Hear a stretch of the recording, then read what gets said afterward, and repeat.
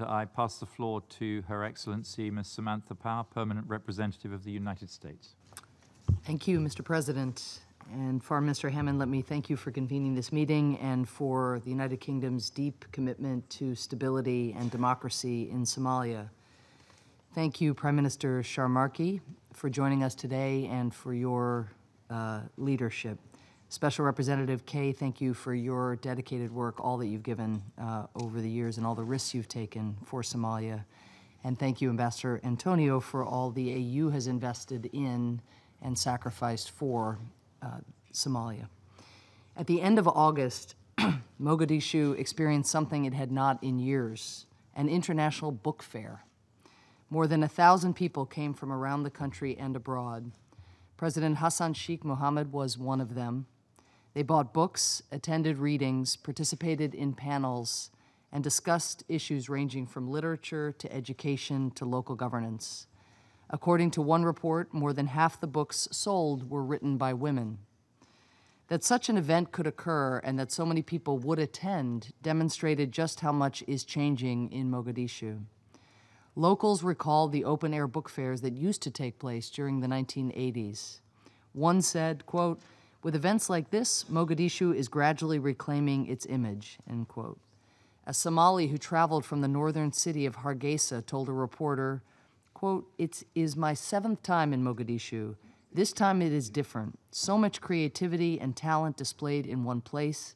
It is beautiful being here," end quote. The change underway in Somalia is real. We all know the fragility of the political transition, and we all know the horrors still being inflicted by the terrorist group Al-Shabaab, which continues to assault Somalia's government and its people. But it is important to recognize that there have been security and economic gains and that these gains are meaningful and important.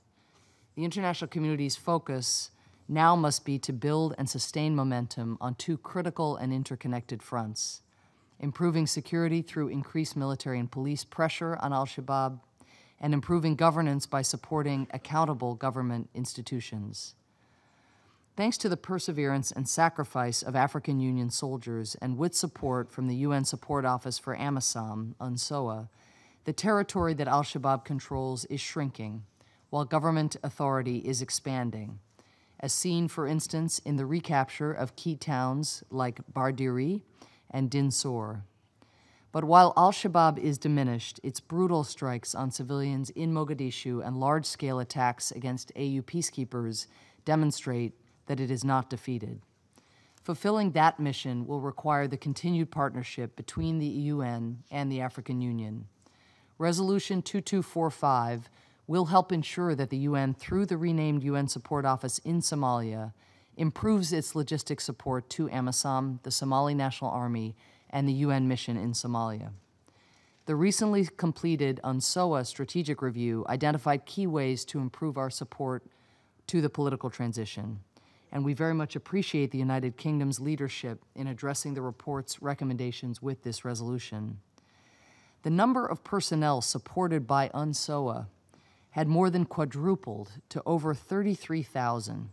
The area of operations had increased 4,000 times over. It is extremely important that the changes in Resolution 2245 have now taken account of these new circumstances and these new responsibilities. Maintaining momentum on the security front will require continued bilateral support for the AMISOM mission.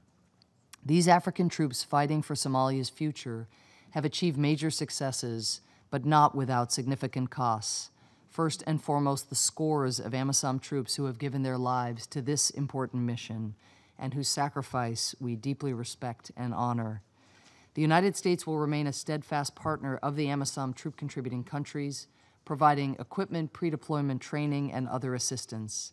And as we do with UN peacekeeping operations, we will continue to urge that AMISOM investigate reports of serious violations or abuses of human rights, including those that involve killing of civilians, sexual exploitation, and abuse, and that AMISOM hold those responsible accountable.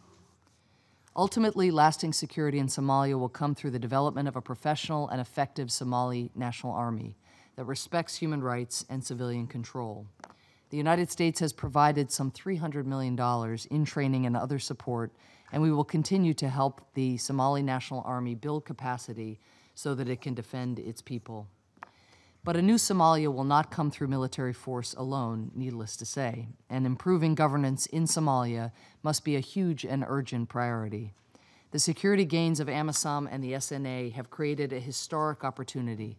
It is now up to Somalia's political leadership to seize it, and with the help of the international community, to lead the transition to a stable national and representative government.